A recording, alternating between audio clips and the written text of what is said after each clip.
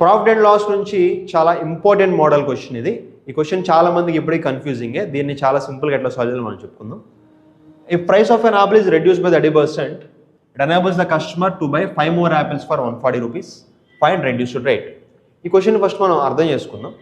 ఇక్కడ 2 బాస్కెట్స్ ఉన్నాయి. ఓకే, దీని కాస్ట్ 140 రూపీసే, దీని కాస్ట్ కూడా 140 రూపీస్.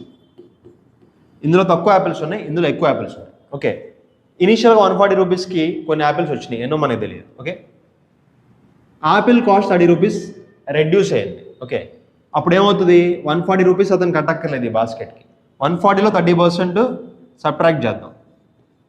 30% అంటే ఇందులో 10% వచ్చి 14, 30% వచ్చి 42 రూపీస్.